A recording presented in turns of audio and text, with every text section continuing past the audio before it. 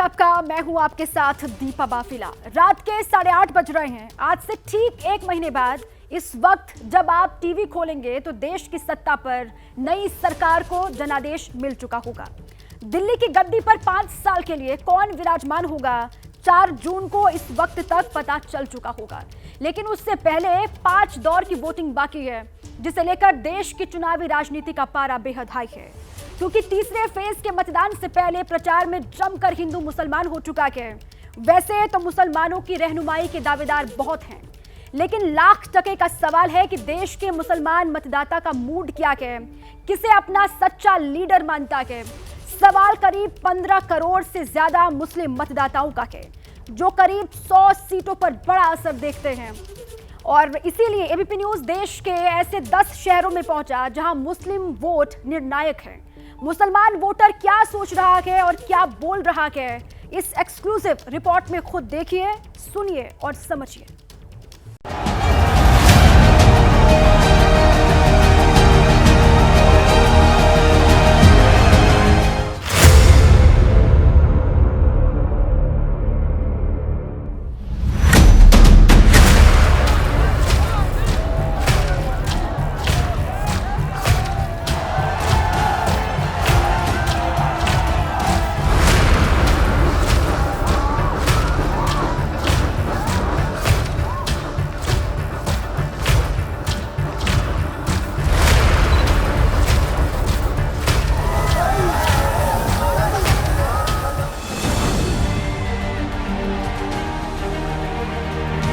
एक महीने बाद, जी हां, ठीक 1 महीने बाद आज की ही तारीख होगी। लेकिन क्या ऐसी ही तस्वीर होगी?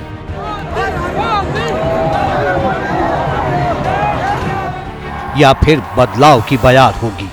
कहां जश्न होगा, कौन मायूस होगा? बीजेपी की हैट्रिक होगी या इंडिया अलायंस के हाथ बाजी होगी? महीने भर के फासले के बाद पता चल जाएगा। लेकिन उससे पहले देश की फिजाएं सियासी जोर आजमाइश से गूंज रही हैं। जंग 3rd फेज की है, जिस पर सियासत के तेवर बेहद तल्ख हैं और सेंटर में देश के मुसलमान वोटर हैं।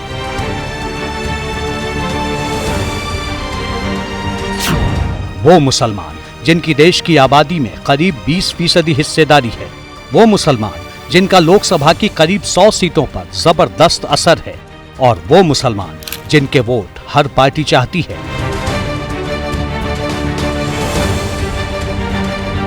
कांग्रेस की नजर मुसलमान मतों के मरकज पर है। अरे हमेशा गरीबों के बच्चे ज्यादा ही होते हैं, सिर्फ मुसलमानों के होते हैं। मुस्लिम मतों की एक मुश्त ठेकेदारी का दावा करने वाले सुपर एक्टिव हैं। बैरिस्टर असदुद्दीन ओवैसी मजहब की मुनादी कर नए समीकरण फिट करने निकले हैं। मोदी बोलते इस मुल्क में वोट बैंक है। इस मुल्क में कभी मुस्लिम वोट बैंक नहीं था, ना कभी रहेगा। यूपी में अखिलेश यादव से लेकर बंगाल में ममता बनर्जी तक खुद को मुसलमानों का लीडर बताते हैं। अरे लोग, इसका नाम पे आपको काम है, दंगा करने चाहता है। कोई दंगा करने अगर आते हैं, आप चुपचाप रहो। लेकिन सवाल ये है कि देश का मुसलमान किसे अपना नेता मानता है, क्या सोचता है और क्या बोलता है। यूपी के मुसलमान मतदाताओं से खुद सुनिए। देखो भी फिलहाल तो मोदी जी काम कर रहे हैं, इस टाइम तो बड़े वही हैं, सारे काम करा रहे हैं, सबको सहूलत दे रहे हैं, सड़कें बन रही हैं, मकान दे रहे हैं, पैसा दे रहे हैं, और क्या चाहिए। हम तो बड़ा नेता जो है राहुल गांधी को मानते हैं, भाई वो बढ़िया काम करेगा इंशाल्लाह। इस टाइम तो मुसलमान बड़ा नेता अपना अखिलेश यादव को मानता है। उसका मानना का बचपन से ही है, जब से सारी वोटिंग उन्हीं की होती है, मुसलमान एक तरफ ही है और सब अखिलेश को देते हैं। तो हमारा कोई नेता नहीं है, हमारी कोई पुरसाने हाल नहीं है, बहुत परेशानी है, रोटी रोजी नहीं है। राहुल गांधी नेता हमारे देश के, और आने वाले सरकार जो है वो प्रधानमंत्री बनेंगे राहुल गांधी जी। हम राहुल गांधी को मानते हैं। क्यों मानते हैं?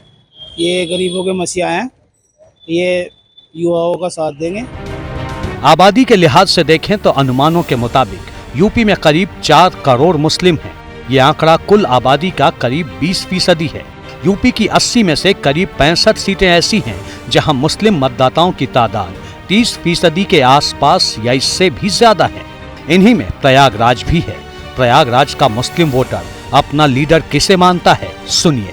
मुस्लिम समाज के लोग ओवैसी को थोड़ा सा प्रमुखता देते हैं, लेकिन अब उनका भी जो है मुसलमानों के बीच ये विश्वास हो गया है कि जो ओवैसी साहब हैं वो सिर्फ दंगा फसाद कराने के लिए मुसलमानों का इस्तेमाल करते हैं। लेकिन हाँ, कहीं ना कहीं से मोदी जी के ऊपर मुसलमानों का मोदी जी के ऊपर विश्वास जगा है और अब की लोकसभा चुनाव में मुसलमान बढ़ चढ़ के मोदी जी को वोट भी देंगे। मुसलमानों का असली नेता तो कोई नहीं है। मुसलमान मोदी को सपोर्ट करता है। मोदी जी के आने से बहुत सा विकास हुआ है, गुंडागर्दी ख़त्म हो गई है। आज हम लोग सुकून से खा रहे हैं, रह रहे हैं, नहीं तो चोरी चमारी डकैती यही सब होती थी। उत्तर प्रदेश ही नहीं, मध्य प्रदेश में भी आधी सीटों पर मुसलमान वोटरों का असर है। मध्य प्रदेश की आबादी 8 करोड़ 77 लाख है, जिसमें 6.57% मुस्लिम आबादी है, जो करीब 60 लाख है। इनमें करीब 50 लाख मतदाता हैं। बीजेपी के लिए सबसे सुरक्षित मानी जाने वाली भोपाल की लोकसभा सीट पर भी बड़ी आबादी मुसलमानों की है। लेकिन भोपाल का मुसलमान क्या कहता है?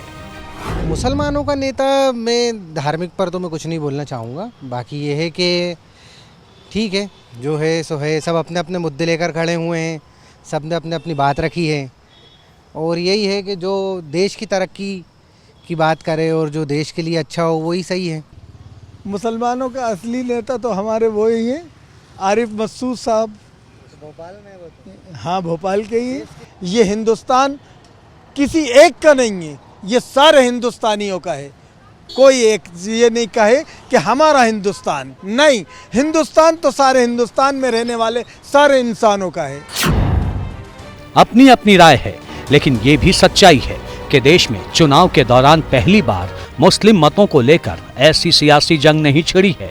असल में इसकी शुरुआत करीब 2 हफ्ते पहले हुई थी। पहले जब उनकी सरकार थी, उन्होंने कहा था कि देश की संपत्ति पर पहला अधिकार मुसलमानों का है।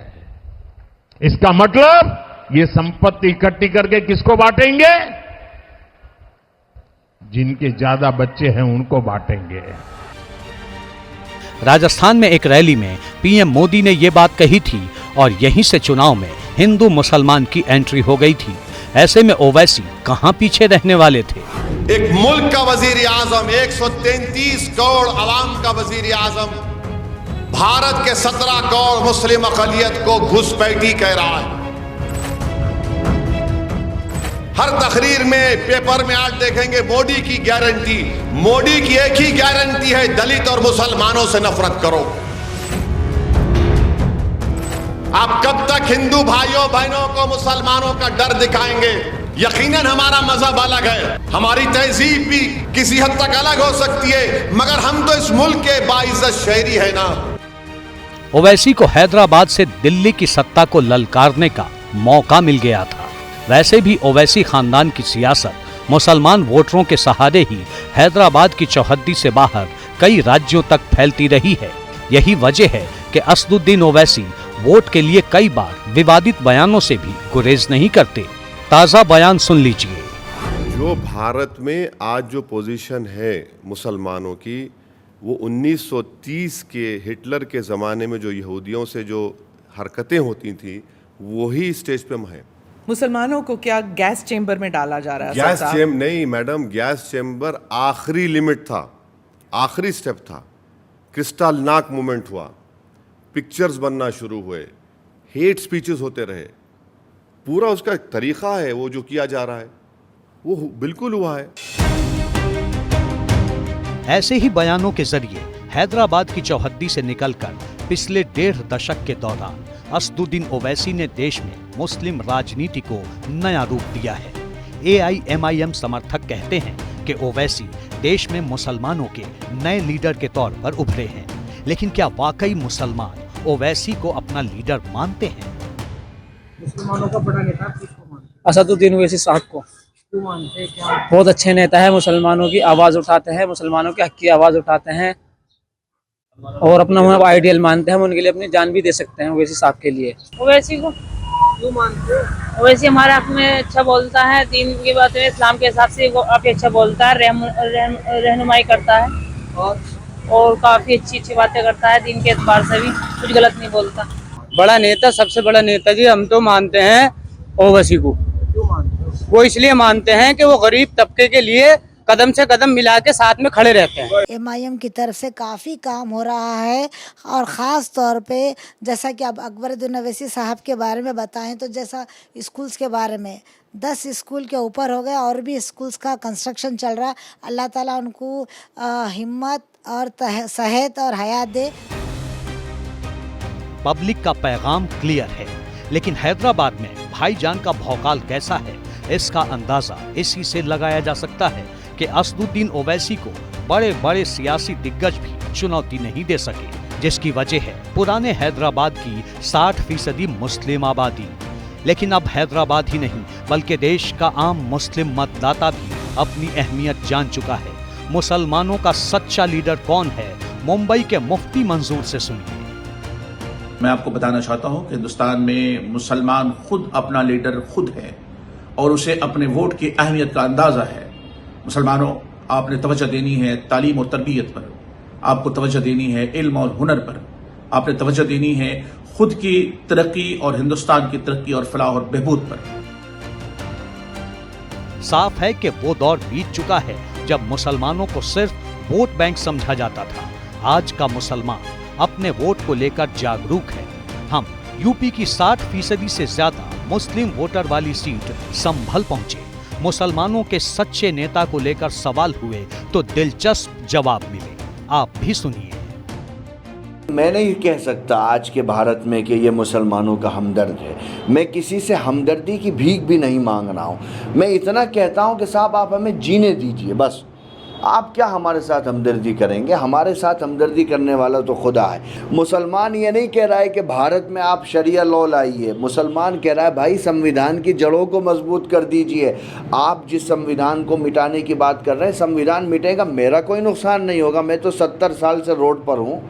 मेरा आदमी पंचर जोड़ रहा है, साइकिल चला रहा है। संविधान ख़त्म करोगे, मुझे आरक्षण थोड़ी मिल रहा है साहब, मुझे सरकारी नौकरियां थोड़ी मिल रही हैं। संविधान ख़त्म होगा तो जो 70% जिस तबके को बाबा साहब अम्बेडकर साहब ने ज़मीन से उठा करके मुख्य धारा में जोड़ा था, सबसे ज़्यादा नुकसान तो उसका होगा। क्या लगता है आपको, क्या अखिलेश हैं इस तरह से रहनुमा हो सकते हैं? असदुद्दीन वैसे भी बड़ी बड़ी बातें तो करते हैं, लेकिन रहनुमाई जैसी बात कोई नज़र नहीं आती। शॉर्टकट में ये कहना चाहता हूँ, किसी भी कौम की रहनुमाई उसके धर्म गुरु से अच्छी कोई नहीं कर सकता। इस मामले में उलमाए किराम को आगे आना चाहिए पॉलिटिक्स के मामले में। संभल मुरादाबाद मुस्लिम बहुल सीट है, इसलिए दशकों से यूपी की मुसलमान मतों की राजनीति करने वालों का ये गढ़ रहा है। लेकिन इस बार हालात और बात बदली सी नजर आई। अभी जिसको जो अच्छा लगता है अभी कर ही रहा है, क्योंकि मुझे लगता है इस साल मुसलमान भारतीय जनता पार्टी को भी वोट कर रहा है, जहाँ तक मेरा अपना आइडिया है। दे रहा है, अभी उसका अपना जाती मफाद हो सकता है, 5 किलो गल्ला हो सकता है। संभल में चुनाव हो रहे हैं, क्या माहौल है? मुस्लिम मतदाता किस तरह जा रहे हैं? बहुत बढ़िया, फूल पर मोड़ लगाएंगे। अच्छा, और जीताएंगे। इसको लेकर कोई नहीं, मुसलमान तो सारे यहाँ पे सब BJP को वोट कर रहे हैं। अच्छा जी। देश में 20% से ज्यादा मुस्लिम, सिख और ईसाई आबादी वाली 130 सीटें हैं। 2019 में इनमें सबसे ज्यादा 53 सीटें बीजेपी ने जीती थी। लेकिन इस बार बीजेपी की अगुवाई वाले एनडीए से सिर्फ 3 मुस्लिम कैंडिडेट मैदान में उतारे गए हैं। 2019 में 7 सीटों पर मुस्लिम उम्मीदवार उतारने वाली बीजेपी ने केरल के मल्लपुरम से इकलौते मुस्लिम उम्मीदवार को मौका दिया है। इंडिया गठबंधन की तरफ से अभी तक महज 31 मुस्लिम उम्मीदवार उतारे गए हैं। 2019 में 32 सीटों पर मुस्लिमों को मौका देने वाली कांग्रेस ने इस बार महज 21 सीटों पर मुस्लिम पर भरोसा जताया है। समाजवादी पार्टी ने भी सिर्फ 4 मुस्लिम उम्मीदवार उतारे हैं। बीएसपी ने इस बार यूपी में 72 में से 20 टिकट मुस्लिमों को दिए हैं। टीएमसी ने पश्चिम बंगाल में 5 मुस्लिम उम्मीदवारों को मौका दिया है, जबकि लेफ्ट के 6 उम्मीदवार मुस्लिम हैं। मतलब साफ है कि मुसलमान वोटरों को साधने की कोशिश करती तो हर पार्टी है, लेकिन टिकट देने में कहीं न कहीं सभी दल उदासीन रहे हैं। वैसे मुसलमानों की लीडरशिप पर पटना के वोटर क्या कहते हैं, सुनिए। रहनुमा तो कोई नहीं, रहनुमा सबसे बढ़कर अल्लाह है मैडम। उसके बाद जो नेता वैसा हो कि सबको लेके चले। देखिए, मुस्लिम के लिए कांग्रेस ही जो भी किए अभी तक, जो भी 50 साल 55 साल 60 साल जो भी है वो सोचे हैं और आगे भी वो सोच है। देश को अगर चला सकते हैं तो वो कांग्रेस ही चला सकती है। इसलिए राहुल गांधी ठीक है। लीडरशिप को लेकर मुसलमान मतदाताओं का पैगाम साफ है। जिस पार्टी के जीतने के चांसेस ज्यादा हैं, मुसलमान उसी को वोट देंगे। लेकिन मुसलमानों की पहली पसंद कौन बनेगा, इन सवालों की गिरह 4 जून को ही खुलेगी।